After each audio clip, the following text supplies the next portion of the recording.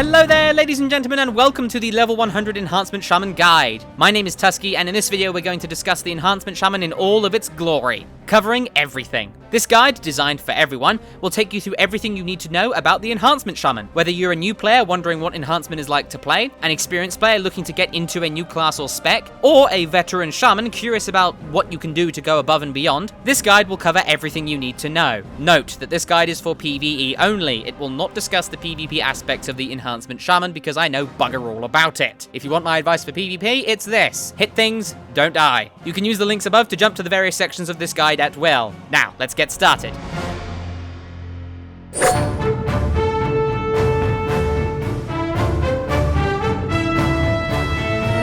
The Enhancement Shaman is the close quarters melee fighter of the shaman specializations. Utilizing the power of the ancestors and the elements, the Enhancement Shaman charges into melee combat and enchants their two weapons with the power of wind and fire, striking down enemies with blasts of lava, lightning charged strikes, and instant cast damage spells. With a variety of abilities and multiple sources of damage at your disposal, you'll rarely find yourself unable to handle the situations that World of Warcraft can throw at you. Whether it's a single target, multiple enemies, or any mixture of the two, the Enhancement Shaman has a tool for the job. Not only this, but the Enhancement Shaman has many abilities that are dedicated not only to damage, but to utility and support. Although these spells are not as potent as those of an elemental or a restoration shaman, a well-timed heal, stuns and roots on enemies, or interrupting or redirecting spells can save the lives of your allies. As an Enhancement Shaman, you will bring passive haste and mastery to your group or raid without ever having to worry about the uptime of buffs. Additionally, you have totems. These powerful spells, iconic and unique to the shaman, provide temporary benefits to yourself and your allies. Totems can do things like redirect harmful spells, remove fear effects from your team, provide healing, debilitate enemies with roots and stuns, deal damage, deal area damage, or summon powerful elemental servitors to deal damage, support your team, and redirect enemy attention. You're also pretty damn difficult to kill, with the ability to mitigate a lot of damage on demand, heal yourself and others around you, and if all goes wrong, you can drop what you're doing and do just about enough to help yourself survive, and save yourself or an ally in desperate need of aid. Your rotation might seem a little bit complex at first, and there are a lot of buttons to press and priorities to maintain, but once you get into the Enhancement Shaman's rotation, it can become instinct, and you will find yourself dishing out loads of damage while deftly moving about fights and handling situations. You also bring Bloodlust with you, the most powerful raid cooldown in the game. Hands down, raid leaders will praise you for good, smart use of Bloodlust, and in combination with your other abilities, you become instrumental to your group's success. Most importantly, the Enhancement Shaman is a blast to play. With quick cooldowns and no resource to manage, the Enhancement Shaman is a flurry of activity that, despite being chaotic and at times difficult to manage in the heat of the moment, switches effortlessly between single target and multi-target damage. Unlike the Elemental Shaman that relies upon slowly casting its spells, the Enhancement Shaman has instant cast abilities that really lend to the feel of a totemic warrior, fearlessly charging into the front lines to cleave skulls and fight their enemies. So, just what spells will you be using as an Enhancement Shaman?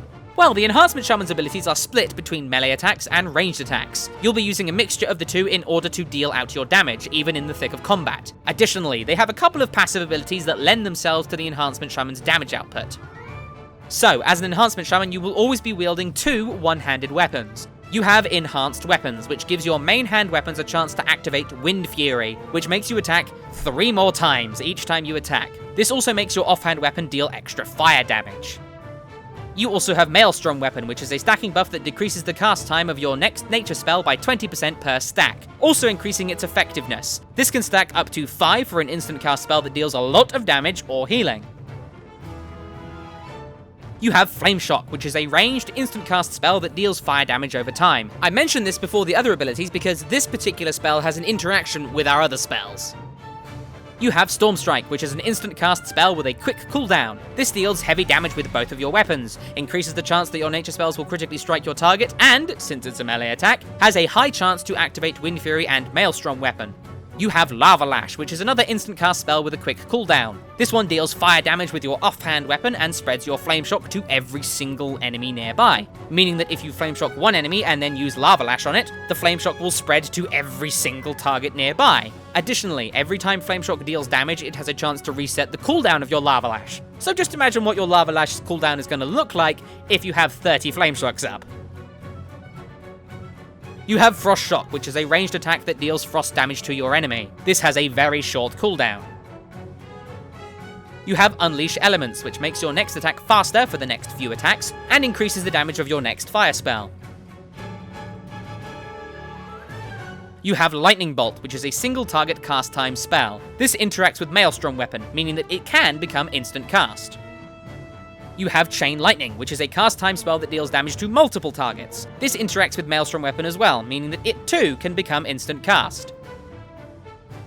You have Fire Nova, the staple area of effect ability for Enhancement Shaman. This makes every target afflicted with your Flame Shock explode, dealing damage around them to other enemies. This isn't any good on a single target, but if you have a group of 10 enemies, you Flame Shock one and then spread it with Lava Lash, suddenly you have 10 enemies exploding each time you cast Fire Nova, and Fire Nova has a very short cooldown. Let me put it like this, the feeling of using Fire Nova on huge groups of enemies, fantastic! You have 2 staple damage totems. Your single target totem is Searing Totem, which launches bolts of fire at enemies at range. Your multi-target totem is Magma Totem, which deals pulsing waves of area of effect damage around it. You also have Ascendance, one of your cooldowns. This turns you into an electrified air ascendant for 15 seconds and turns your auto attacks and your Storm Strike into ranged attacks that ignore all armor. You have Feral Spirit, which summons 2 uncontrollable spirit wolves to rend your enemies apart. Attacking what you attack, these feral spirits are immune to movement impairing effects, and their attacks will heal you. You have Fire Elemental Totem, which is your big cooldown totem. This summons an uncontrollable fire elemental that deals very high damage to your enemies, both with single target attacks and its own waves of fire that can scorch multiple targets. You also have Bloodlust, which, as described earlier, is one of the finest spells in the game. This increases the haste of you and your nearby allies by 30% for 40 seconds, leaving a debuff that prevents them from being affected by Bloodlust or similar abilities for 10 minutes. Yes, if you're an Alliance player, this spell is called Heroism, but if you're Alliance, you're not a proper shaman. You have Lightning Shield, which is an hour-long buff that deals damage to enemies that hit you. Finally, you have a suite of utility abilities that you can use to support your group. Examples are Healing Stream Totem, which automatically heals nearby allies. Tremor Totem, that breaks fear effects on your friends. Grounding Totem, that redirects harmful spells. Shamanistic Rage, that decreases the damage you take. Capacitor Totem, that charges up and then releases a powerful area of effect stun. Healing Surge, that heals a target. Healing Rain, that heals multiple targets. Purge, that removes magic effects from your enemies. Earth Grab Totem, that roots nearby enemies and then slows them. And Spirit Walk, that dramatically increases your movement speed and breaks you free of enemy slows and roots. That's the vast majority of the Enhancement Shaman spells, but it's not all of them. Now, let's move on.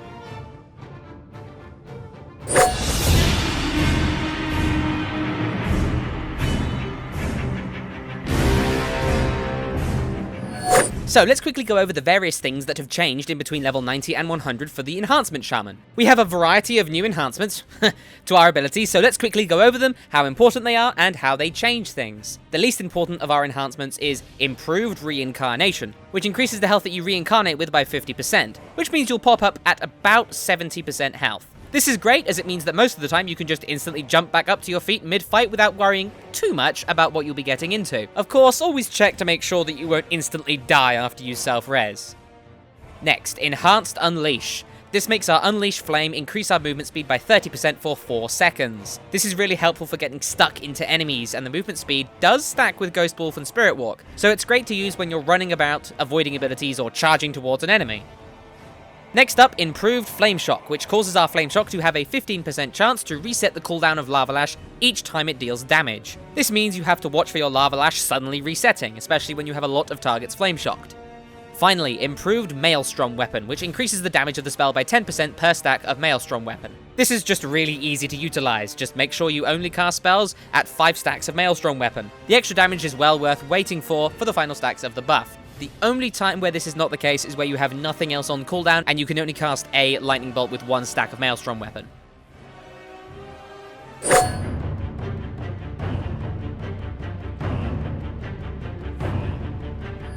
Let us talk basic gearing now.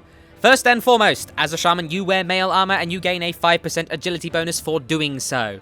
Cloth, leather and plate are a no-go and you should not wear them. A slightly better piece of gear does not make up for the loss of 5% of your primary stat. Additionally, as an Enhancement Shaman, you dual wield, meaning that you want to use 2 one-handed weapons at all times. Although you can equip a two-handed weapon, this is a critical mistake, and you should not do it. When it comes to weapons, which are vital, if not the most vital aspect of an Enhancement Shaman's gear, you are going to want to use one-handed axes, maces, and fist weapons. You cannot use one-handed swords, and daggers are not suitable for us.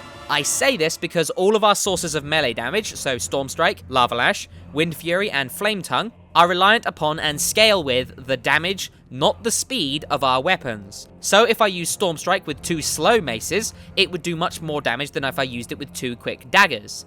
For this reason, you will want to use one-handed axes, maces, and fist weapons with as slow an attack speed as possible. 2.6 seconds per swing is normally a good target to aim for. Before we get into your stat priorities, it's important to remember that Reforging, a system that dominated Mists of Pandaria's gear, is no longer in the game, and as such, you can only customize your gear with gems, enchants, and the occasional piece of re-rolling stats. Additionally, a new gear system has been put in place.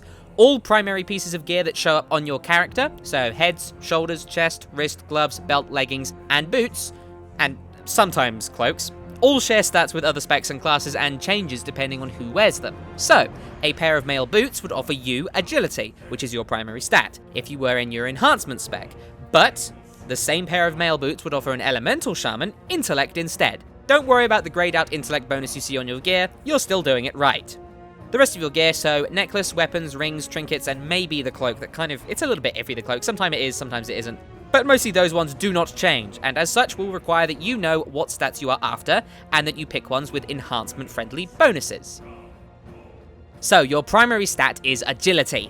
However, you don't need to gem or enchant your gear with this, and you don't really need to worry about focusing on it. As long as you pick up things with agility on them, which as discussed earlier is easy for most pieces of gear, you should be good. Your next most important stat is haste. This increases the speed at which you auto-attack, which gives you more chances to hit with Wind Fury, more chances to activate Maelstrom Weapon, and decreases the cooldown of your spells thanks to one of our passives, Flurry. However, more than 50% haste will be detrimental, as it will decrease in value at this point. If you're casting spells too fast, you won't be able to use your cooldowns faster than they come up, at which point other stats will just do better. So, go with as much haste as you can until you're at about 50%, which is honestly a pretty tall order. Remember though, that this doesn't mean that you should reach 50% haste before going for any other stat. It just means that until 50% haste, you should try to have more haste than any other secondary stat.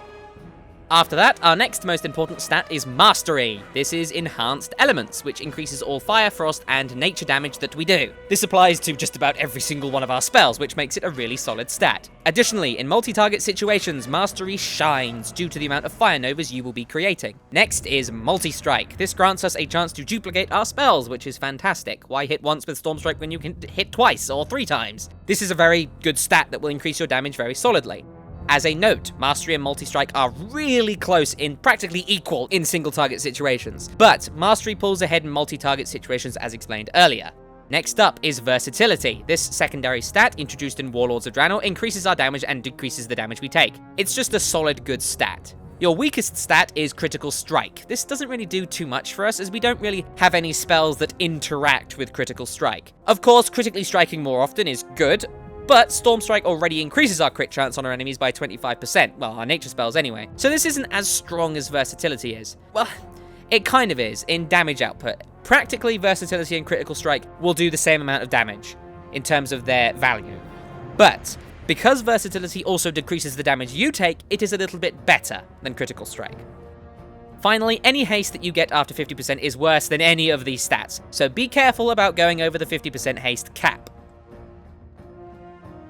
When it comes to gemming your gear, you'll be doing this a lot less than you did before. Sockets are now a very rare bonus that you can get on gear, and every socket is always prismatic, meaning that there are no socket bonuses and any color gem can be inserted into them. As such, when you have a gem socket, you should gem it with a haste talidite, or a greater haste talidite, which is stronger but more expensive. However, if you have more than 50% haste, you should instead gem for mastery talidites, or its stronger cousin, the greater mastery talidite. Next, enchants. Again, there are very few enchants in Warlords of Draenor, and each of these is very expensive if you wish to buy them from the auction house. As such, I'd only suggest enchanting gear that you know you'll be keeping for a while, such as raid drops. So, the list of enchantments is For your necklace, Gift of Haste. If you have over 50% haste, use Gift of Mastery instead. For your cloak, Gift of Haste. Again, if you have over 50% haste, use Gift of Mastery instead. For your rings, Gift of Haste. And once more, if you have over 50% haste, use Gift of Mastery instead. Make sure to enchant your legendary quest ring as soon as possible.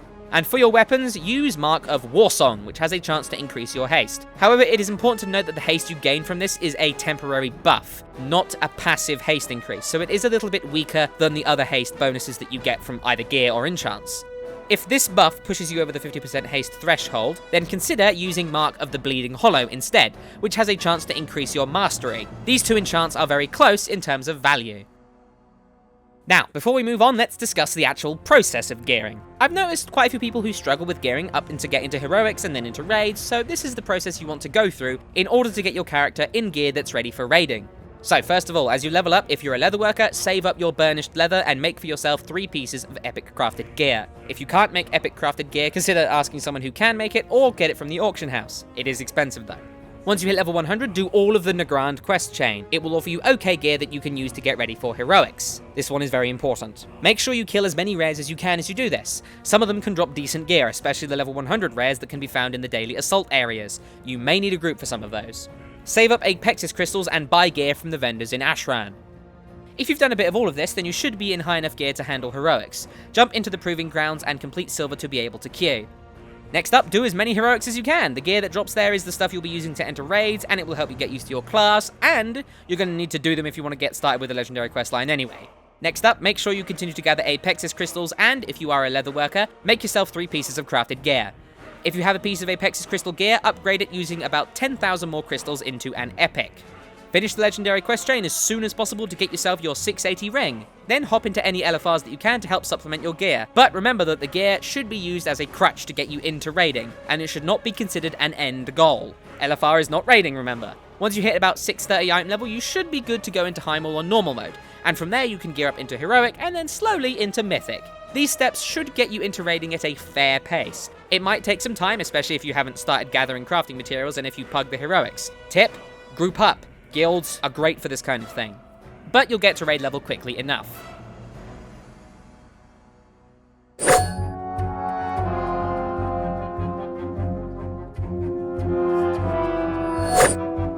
Now, let's talk talents and glyphs. So, level 100 hasn't really affected our talent choices too much, but we do have a new tier of talents to play with, so let's get to it, starting with the first tier. Nature's Guardian, which increases your maximum health whenever you're hit by an attack that reduces your health below 30%, isn't really that helpful unless you're getting hit by things that won't kill you really fast, which isn't all that likely in raids. It's more of a PvP talent. Stone Bulwark Totem, which is a totem that grants you a shield and continues to recharge that shield for 30 seconds, isn't amazing. Unfortunately, the shield isn't really strong right now, but if you're taking constant taking damage throughout a fight, it might be pretty good. But in my opinion, it is not as helpful as the last talent in this tier, Astral Shift, which is a flat 40% damage reduction for 6 seconds. This is not on the global cooldown, and as such is really helpful for when you want to avoid a burst of damage. This is my pick of the tier. Tier 2, Movement. Frozen Power has its uses, allowing your Frost Shock to root a target in place. It is my choice of the tier when I'll be facing enemies that can or need to be rooted, but most of the time, since Frost Shock is part of your rotation, you may encounter diminishing return problems. If this is an enemy that dies fast, then no problem, but still be wary about overusing Frozen Power on enemies that need to be constantly rooted.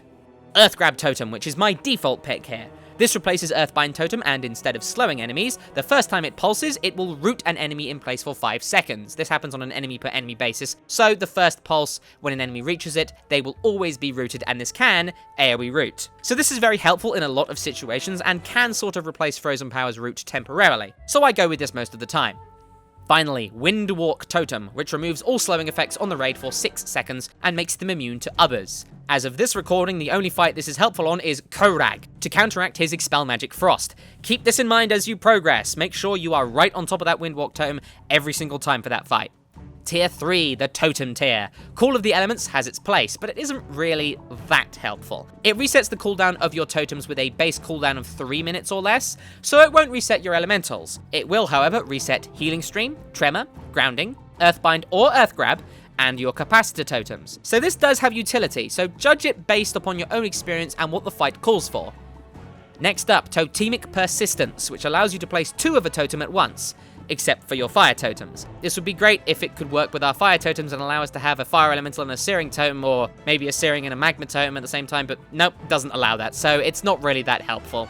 Finally, my pick of the tier, Totemic Projection. This allows you to move your totems instantly to a target location. The utility that this provides is great. It allows for a long-range stun with Capacitor Totem, a long-range root with Earth Grab, and it allows you to reposition your Searing Totem if the boss moves out of its range. On top of all of that, it's not on a global cooldown, so that's my suggestion for the tier. Tier 4, Damage. The talents on this tier are pretty close. First, Elemental Mastery. This 30% haste increase for 20 seconds is great when you need to deal a burst of damage. Take this talent for bosses that have periods where they take extra damage.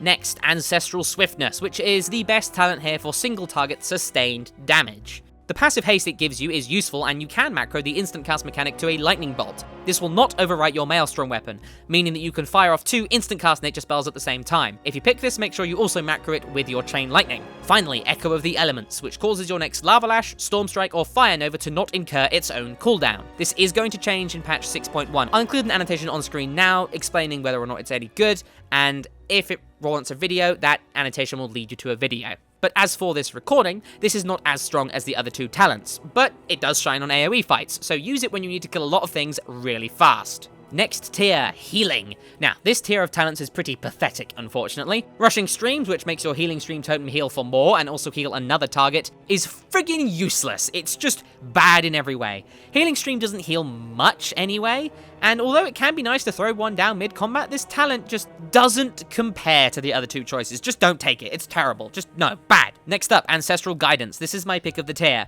When activated, the next 10 seconds of your damage and healing is copied and distributed amongst your raid. It's not the super amazing raid cooldown that it used to be, but it's free smart healing and that you don't need to do anything about it, and it's off the global cooldown, so it's a pretty good talent.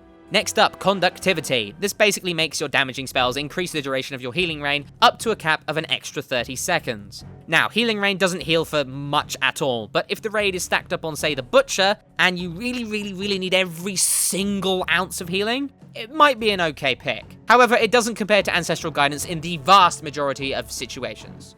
Level 90 tier now. Here we have 3 talents that are actually really well balanced, which is nice. Before we discuss which is best, let's just go over what they do. Unleashed Fury makes your Unleashed Flame more powerful, increasing your lightning bolt damage by 30% and increasing your multi-strike chance by 5% for 10 seconds after casting. This is a buff on yourself, not on an enemy, which is just really nice. It's just a nice damage increase, and if you take this, it moves Unleash elements up in your damage rotation. Primal Elementalist turns your elementals into temporary pets that are really strong. The Fire Elemental hits like a truck with this. I mean, a truck that's on fire, and has a whole bunch of autocast abilities that do loads of damage. The Storm Elemental also hits really hard at range, probably even more than the Fire Elemental, so that would be like a truck that is being lifted on a plane and that lands on your face. It hits really hard, and it even has an AoE knockup and a movement speed increasing effects, which is great for things like challenge modes. Your Elemental can also drop what it's doing and channel Empower on you, which gives you a very minor buff. However, using this is a waste of damage because the increase you gain is not as strong as just letting the Elemental hit your enemies.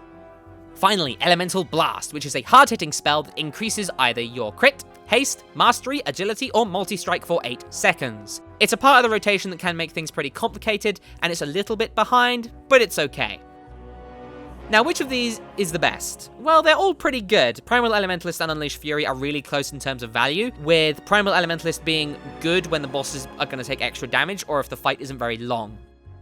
Unleashed Fury is great for its passive damage bonus, since you use Unleash elements basically on cooldown. Elemental Blast, while close, is just a tiny bit behind, since its buff can only be kept up about 66% of the time when used constantly on cooldown. And finally, the last tier. Now, each of these talents is pretty good and has its place. You'll probably find yourself going between these talents a lot if you're like me, trying to make the most out of them on any given fight. Good idea, that. Now, let's go over them. Elemental Fusion causes your Lava Lash to grant a buff that increases the damage of your next shock by 40%, stacking twice. Storm Elemental Totem summons an air elemental that deals range damage and heals nearby allies for the damage it deals. And Liquid Magma empowers your Fire Totem to deal damage to multiple enemies with globs of magma-y death. All 3 talents are pretty much equal in terms of single target DPS, so that's great. If you've taken Primal Elementalist, then Storm Elemental Totem is a pretty good bet. If you haven't, then I would suggest taking Liquid Magma. This has the added benefit of being amazing in area of effect situations, and with it and Fire Nova you can deal stupendous amounts of damage to multiple enemies. Hint, adds-on Imperator. It's important to note, however, that Storm Elemental Totem and Elemental Fusion offer you more control over your damage, since Liquid Magma fires randomly and will just happily break crowd control all over the bloody place. Storm Elemental, therefore, is great for parts of a fight where bosses take extra damage, and Elemental Fusion is good for solid, constant damage. Right, onto glyphs. Really, you can use what glyphs you want, but these are some of the ones that I suggest. At all times, I suggest you use Glyph of Frost Shock, which decreases its cooldown by 2 seconds, but only when you use that one. It doesn't affect its cooldown when you activate it with, say, a Flame Shock. Overall, since Frost Shock is part of your rotation, this is a damage gain. A small one, but it is a damage gain. Other than that, you can use what you want. A few honourable mentions though. Glyph of Fire Elemental, which reduces the cooldown and duration of your Fire Elemental totem by 50%, meaning that your Elemental will be available more often, but for less amounts of time. This can be helpful when the boss is only attackable constantly for small periods of time. Glyph of Grounding Totem, which reflects a spell rather than absorbing it. This can be used on some boss abilities, which makes it more powerful. Just experiment with it, see what you can reflect. Glyph of Ephemeral Spirits works similarly to Glyph of Fire Elemental, decreasing the cooldown and duration of your Feral Spirit, making it good if the boss is only attackable for small amounts of time. Glyph of Fire Nova, which increases the radius of your Fire Nova by 5 yards. This is great when enemies are loosely stacked in an encounter. Glyph of Capacitor Totem, which reduces the time it takes for the totem to charge up and unleash its powerful stun. Glyph of Flame Shock, which heals you each time your Flame Shock deals damage. Glyph of Lava Spread, which increases the radius at which Lava Lash spreads Flame Shock by 8 yards. This is, again, useful if you're fighting loosely stacked enemies, and works very well with Glyph of Fire Nova. Glyph of Shamanistic Rage, which makes the ability to dispel a magical effect on you. This is great for helping the healers when they have to dispel. Glyph of Feral Spirit, which increases the healing done by your feral spirits. Good when you're taking high amounts of damage. And finally, Glyph of Ghost Wolf, which makes you less easy to slow down. This can be pretty good if you're getting constantly slowed and you need to move a lot.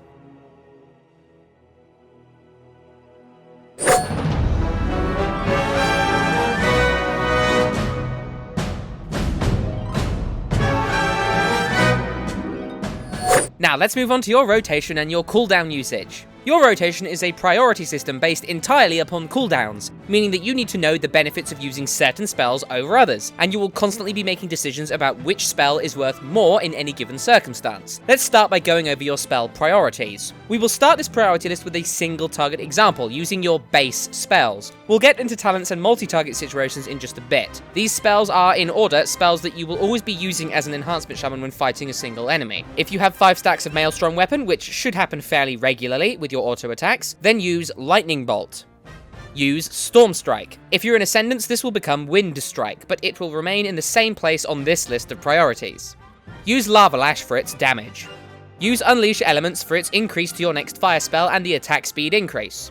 Apply your Flame Shock if it is not currently applied, and refresh it when it has less than 10 seconds remaining and Unleash Elements is up, giving you the damage bonus to the Flame Shock.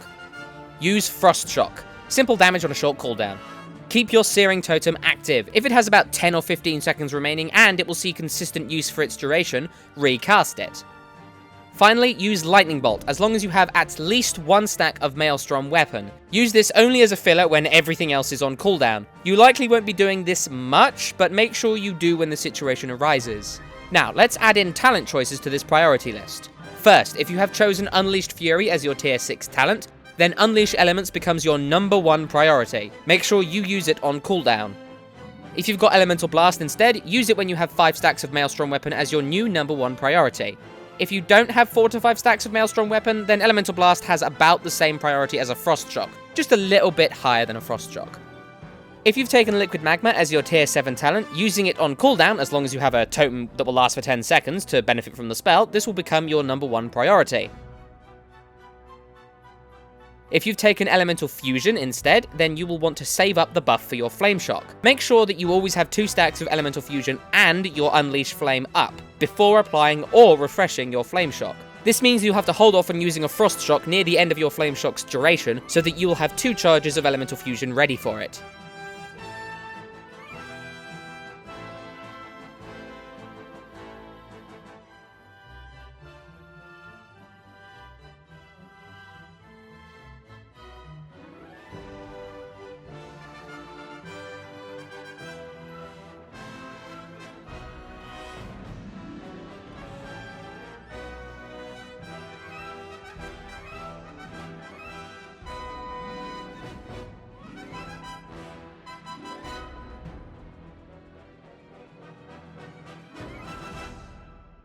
Now, let's move on to more than one target. Against 2 enemies, keep doing your single target rotation on one of them, replacing Lightning Bolt with Chain Lightning, and with a new number 1 priority, Fire Nova. Use it on cooldown, but only if both enemies have Flame Shock on them. Lava Lash will spread your Flame Shock, but it won't refresh it. Additionally, replace your Searing Totem with Magma Totem.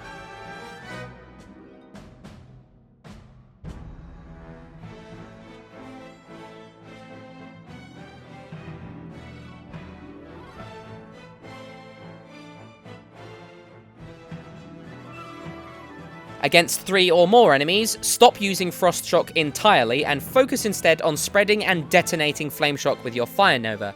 Use your Unleash Flame to empower your Fire Nova rather than your Flame Shock. Despite the wording, if you empower a Flame Shock with Unleash Flame and then spread it with Lava Lash, the enemies that get a Flame Shock through it will not be afflicted by an empowered Flame Shock. Instead, save the extra damage for the Fire Novas.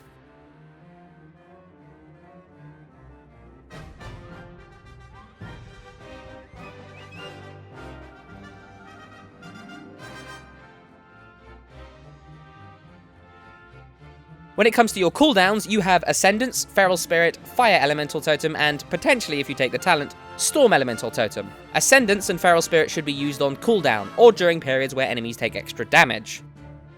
Fire Elemental Totem should be used whenever the elemental that it summons can attack its enemies for 1 minute without being interrupted in any kind of way, so if the boss runs off or if they become immune, things like that. This rule applies to Storm Elemental Totem as well. However, it's important to remember that the Storm Elemental's attacks are ranged, meaning that there are some situations where the Storm Elemental may be able to attack where the Fire Elemental wouldn't. For instance, when the Imperator is up in the air during his first intermission phase and he is not immune, the Storm Elemental can attack and the Fire Elemental cannot.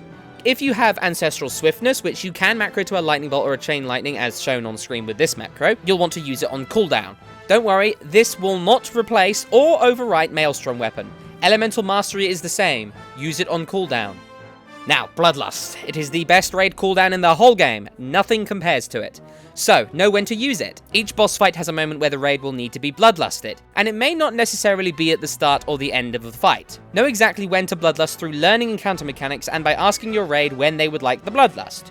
On the left will be a few notes as to when bloodlust for the various bosses in Highmoor should be used. But remember that these are only guidelines, and that your raid team may want bloodlusts at different times. It is vitally important that you know when to bloodlust. Your raid leaders will praise you for using this spell correctly. Fire Elemental Totem and Storm Elemental Totems, our big cooldown totems, will update dynamically throughout their duration. By this, I mean that the actual elemental summoned gains or loses power depending on your buffs, including temporary ones. So, if you're bloodlusted, if you're using Elemental Mastery, if you've got Trinket procs, all while the elemental is out, its stats will update to give it more damage. Your Earth Elemental, unfortunately, is kind of rubbish in terms of damage. It's not really worth its global cooldown at the moment, so it's more for utility. It can taunt a bunch of adds, for instance, but it won't work on a boss. It also has pretty low health, so unless you're in a 5-man, this totem won't really see much use. Since they share cooldowns, you should always use your Storm Elemental first, then your Fire Elemental once the Storm Elemental fades, and only use your Earth Elemental for emergency tank situations, which, as discussed earlier, are unlikely. Now, let's talk about your opener. It's important that you get this right, and that you charge headfirst into the boss as soon as possible to deal damage. So let's go over things. A few seconds before the pull begins, put down your Fire Elemental Totem. As soon as the global cooldown ends, use Feral Spirit. Pre-pot, use Unleash Elements and Spirit Walk. Then charge in as the tanks do. The moment you reach the boss, get behind them while using Storm Strike. Then use Lava Lash. Now that Storm Strike, Lava Lash, and Unleash Elements are all on cooldown, Bloodlust, but only if the fight calls for it. Use your haste cooldowns, such as Berserking and Elemental Mastery, then use Flame Shock. That will put a really nasty dot on the boss. Use Liquid Magma if you have it talented. Then pop Ascendance. This will reset the cooldown on Storm Strike, so use that. Then go into your single target rotation.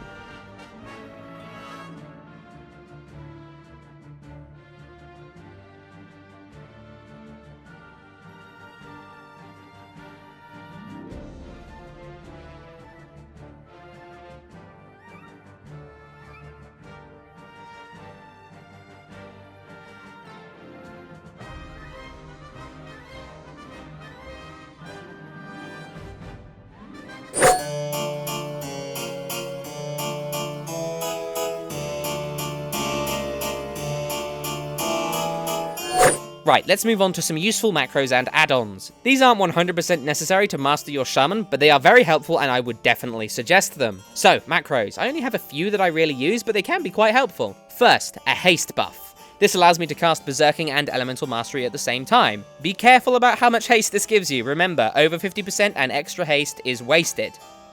Next, a helpful Wind Shear macro. This stops whatever spell you're casting and casts Wind Shear instead. This can be very helpful in oh shit moments where you really need to get that clutch interrupt out, but generally, you won't be casting too many spells. The only time where this could potentially see use is when you're in the middle of a cast with Maelstrom weapon that doesn't have 5 stacks. And of course, this macro is really good if you ever switch between Elemental and Enhancement, and you might as well keep it. Another similar macro to this is Purge. This stops whatever you're casting and casts Purge instead. This is good when you need to really quickly dispel an enemy, but right now, there aren't really any fights where that's important. Just keep this in mind if that ever comes up. Next, a SEARING Totem macro. This will cast SEARING Totem, but will fail if I have Fire Elemental active. This can stop you from accidentally wasting a huge cooldown by hitting the wrong button, and can be incredibly helpful. This works with Magma Totem too, but remember that this will not work if you don't use Primal Elementalist, which is unfortunately a bit of a downside, but macros are macros, sometimes they work, sometimes they don't. And finally, an Ancestral Swiftness cast macro. This casts Ancestral Swiftness and then Lightning Bolt. I use this for both Lightning Bolt and Chain Lightning, two separate macros, but both of them very useful for having Ancestral Swiftness on cooldown very quickly, because those are two spells that we'll be using a lot. So those are all of my macros. You don't need any of them per se, but each can be helpful in their own way. Next, add-ons. There are some pretty useful ones here. First of all, get yourself a boss mod add-on, either Deadly Boss Mods or Bigwigs. Those are the two big ones. Either one of these will help you figure out what is going on in a fight, when it's going to happen, and where it's actually happening. It's practically mandatory if you're in a raiding guild anyway, and it does help during LFR as well. So grab a boss mod add-on as soon as you can. Next, Weak Auras. This add-on is just insane. It's so good. If you ever download one add-on, make it Weak Auras. In a nutshell, this add-on allows you to create timers, icons, effects, animations on your screen for anything. Tracking buffs and debuffs, cooldowns, internal cooldowns, stacks, procs. It's insanely helpful and can give you so much information. The only downside is that it is quite complicated. However, I have created a guide for it. You can click on screen now or use the link in the description to open the video. If you do click on screen, don't worry about it closing this video, it'll open in a new tab. Additionally, if you want my weak auras, make sure you just email me using the links in the description and I will be more than happy to email you my Enhancement Shaman weak auras. You may have to tweak them a little bit, but they should work for you. Next up, a good clean cast bar will help you to chain cast some of your spells effectively. This doesn't seem very important, but it is important to remember that you will occasionally be casting spells. And it's very important that, because you rely so much on cooldowns, that as you've got a Maelstrom weapon cast going, like say you've got a 1-stack Maelstrom Lightning Bolt casting, you need to know the second that you can start pressing your other buttons, basically. So make sure that you have a good cast bar add-on. Quartz is my suggestion for this. Pretty easy to set up and customize. This cast bar add-on allows you to do just about anything with all of your cast bars, from your own to your targets to your pet to your focus, all kinds. You can find information about setting up Quartz as part of my basic UI guide, which again you can find in the description or on screen now. Once more, it will open in a new tab. Now, before you go on and say, I don't need a cast bar, remember, enemies cast spells. You need to know. Finally, a good nameplate add-on will help you target your enemies and even track debuffs on them, like your Flame Shock. I use Tidy Plates for this, and I use the Classic Plates plugin. And you can find information about setting it up in my advanced UI guide, which goes over streamlining your user interface. Again, it'll open in a separate tab. If you want to know more about my user interface in general, I have created a guide which I will put on screen now, and you can, again, click on it, it will open in a separate tab, blah, blah, blah, blah, blah.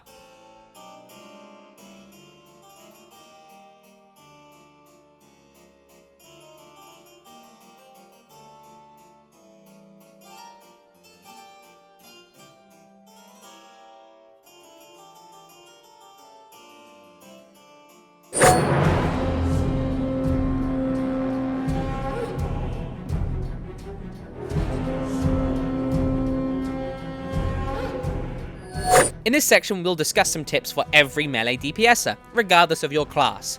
There are things that you need to know and or do in order to be successful in melee, and it's very different from being caster, so let's go over them. First of all, actually stay in melee range. This one sounds stupid, yeah, but it is in fact quite easy to let a boss just slip just out of your melee range if either it or you are moving a lot. If you're on a fight like, say, Tectus, where at some points there are a period of intense movement from everyone, then it is important that you are constantly thinking ahead. Where am I going to be moving next? Where will the boss be moving next? How can I stay in melee range at all times so that I can keep using my abilities and auto-attacking? Think about how the fights work and how they mesh with the melee. Ask yourself always, how can you spend as much time as possible in melee range so that you can do the most damage as possible? Because remember, a significant amount of your damage comes from your auto-attacks, which means you need to be in melee range. Casters have the benefit of only having to worry about their spells that are casting, but you have to worry about staying in melee range and the spells you're casting. Next, know your rotation. This is important for everyone, but doubly so for melee. Why? Well, because movement is so commonplace for melee, and you're going to have to perform your rotation while on the move and dealing with mechanics, in some cases, constantly. Make sure you have your rotation in your fingers as muscle memory. You need to be able to use your abilities in their order without really even thinking about it, because you're going to need to focus on the boss and how its abilities relate to you as a melee damage dealer. The only way to get to this point is to practice, unfortunately. Spend as much time as you can on training dummies, in heroics, anything you can do to learn your rotation in as much detail as possible until you can do it without thinking. I can't teach you muscle memory, I can only advise you to try and get it. And the only way to do that is practice.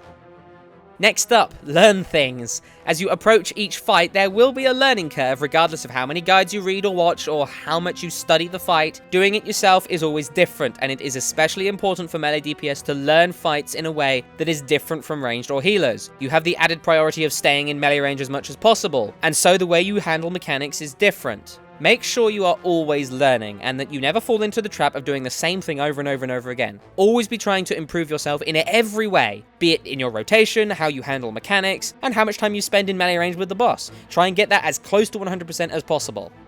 Next, position yourself. Positioning is important for everyone, but again, it is doubly important for melee DPS. Make sure you keep an eye on what's going on around you, know where the ranged and the healers are so that you never charge into an enemy and end up out of range of your healers. They will not be happy with you. Know where the tanks are and when they tend to grab aggro. Learn how they play so that you don't ever die because you moved in too quickly and smacked a guy over the back of the head before there was a tank on it. Always put yourself in the best position to damage the boss or the adds, and make sure you are always doing something. As an Enhancement Shaman, remember that you can occasionally throw out heals to help the raid team survive. Do this if you can't reach your enemies. Just always do something. Healing Stream Totem, Healing Rain, Healing Surge. Just lightning bolt the fuckers if you have to. If you can't go in melee range, do something. Always do something, because if you're sitting there, you're dead weight. It's also important that you abuse the fact that you are close to the boss. Keep your camera zoomed out, of course, and make sure you have as much room as you can to see what's going on, but keep an eye on animations and watch for tells. A lot of bosses have kind of these little tells that they use before they cast abilities, such as, an animation, a sound file, an energy bar, or something like that. Although it doesn't so much apply with an energy bar, as a melee DPS you have a better view than most of these tells because you're right next to the boss, and you can use some of them to your advantage to move quicker, react faster, and just be a better raider. Finally, and most importantly, make sure you are aggressive. Not in terms of personality, but in terms of your playstyle. You need to always be in melee range of the boss. I cannot overstate this enough. Use all of your movement speed increases as much as you possibly can to constantly stay in range. Move fast, with precision, and most importantly, with purpose. Never dilly-dally and go in circles and hesitate. Never hesitate. Charge in as soon as you know you can, and get stuck into your enemies as quickly as possible. Sometimes you'll have to move out of melee range, yes, and it sucks, but always make sure you cast something while this happens. Remember that Ascendance lets you auto-attack and Storm Strike from range. Cut things as close as you possibly can. Move away from things at the last second. Move in the very millisecond that it's safe. Do everything you can to reduce the amount of time you spend away from your enemies.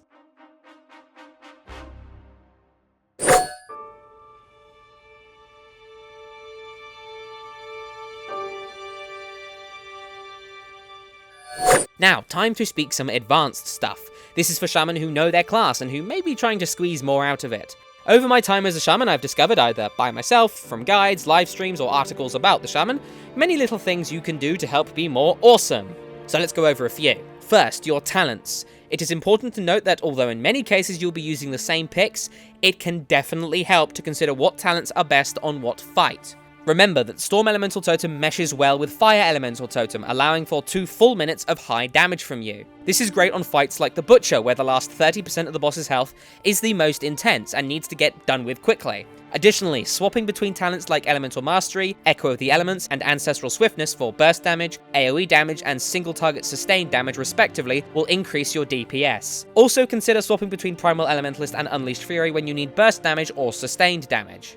As an extension of this, remember to swap between your glyphs too. Glyph of Chain Lightning is awesome, but it's not effective on fights where it will only hit 3 targets, so make sure you swap this glyph for another when you know it will be useful to do so. Things like Glyph of Fire Nova, Lava Spread, Fire Elemental Totem, Ephemeral Spirits, whatever, will help you increase your damage when used at the right time. Next, pre-pot. This is very important. Use a Dranic Agility Potion right before a pull begins to trigger the 1-minute cooldown so that you can use it again with your next Ascendance. And always use a potion during Bloodlust. Come to every raid with greater Dranic Agility Flasks and loads of potions. Enough for 2 potions per pull.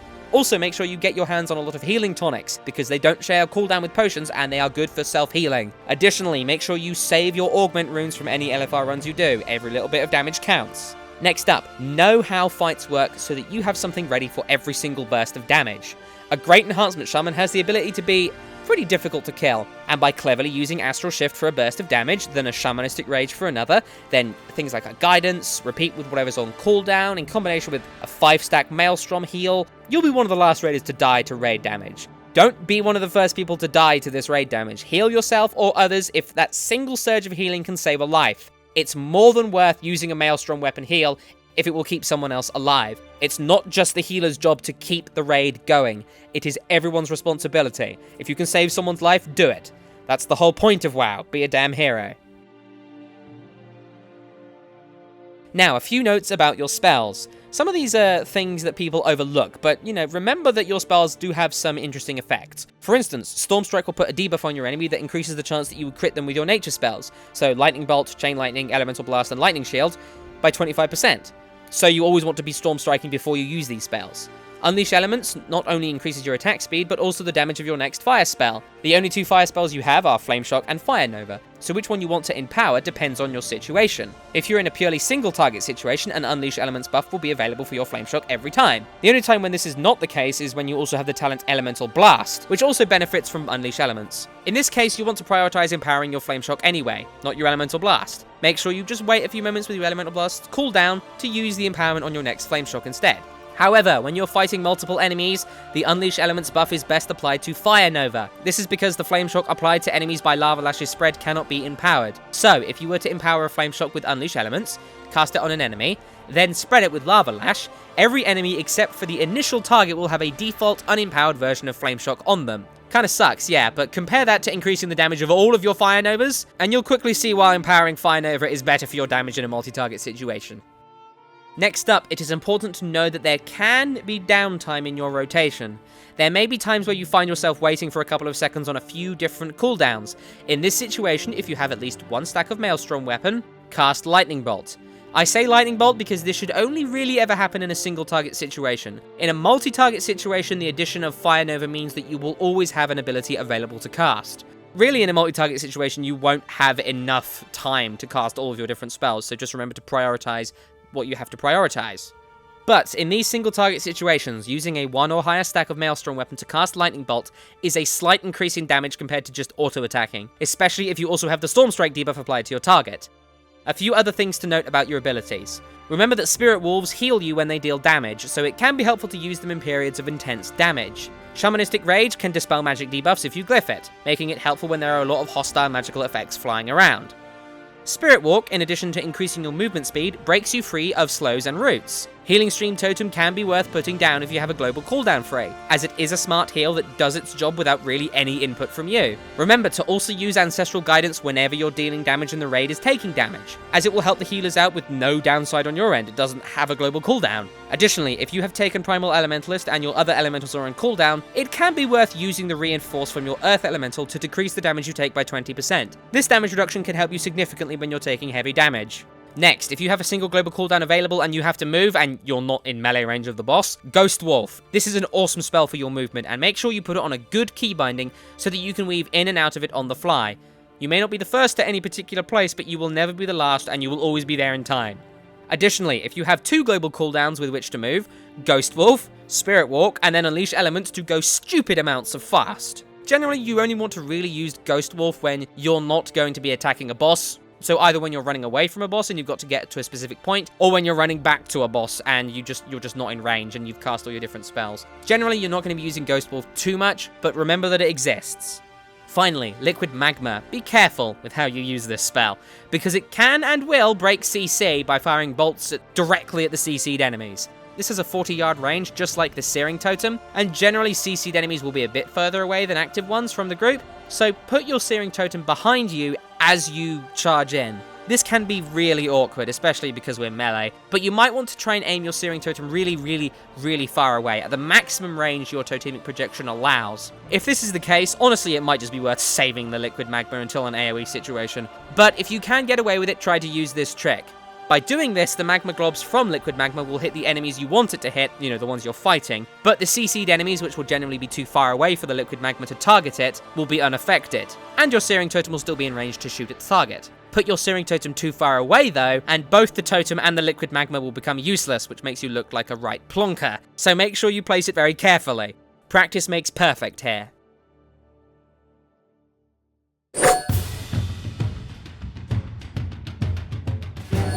Okay, to wrap things up, let's discuss your main goal as an Enhancement Shaman.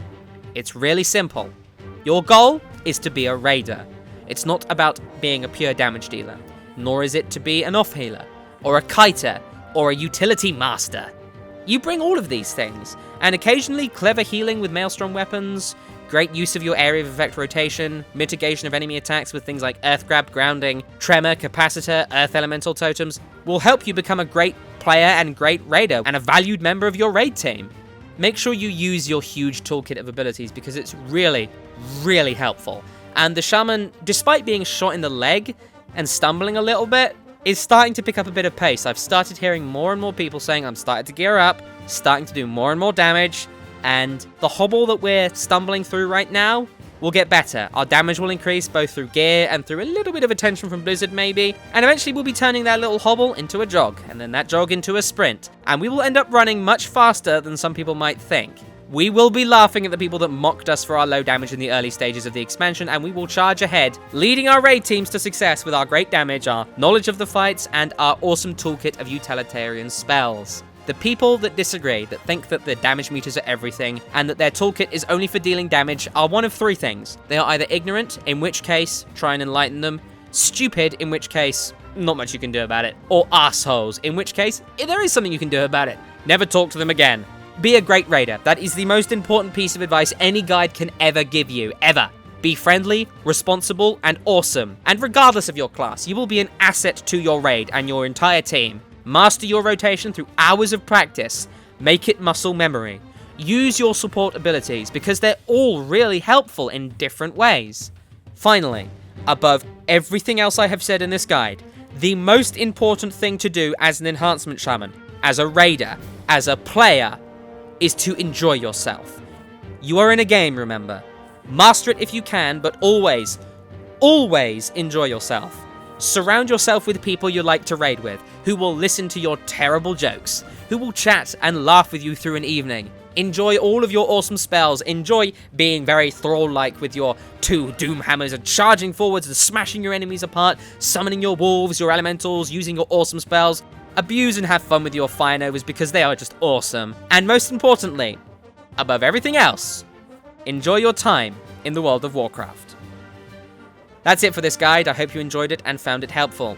If you have any thoughts, comments, suggestions, or feedback, you can contact me using the links in the description, or you can just leave a comment. I'm more than happy to have a chat about the Enhancement Shaman in all its glory, and quite honestly, all of the guide stuff aside, you folks probably know a little bit more about this than I do, and I look forward to hearing your advice and your thoughts about the Enhancement Shaman in the comments. If you ever have any questions, ask it there. If I don't answer, then someone else most certainly will. As always, I offer my heartfelt thanks to those who contribute to the channel through the Patreon system, with special thanks today going out to all of you wonderful people who make guides like this possible. You can find links to all this stuff in the description, and as always, thank you very much for watching, and I wish you the best of luck as the totemic master of the elements.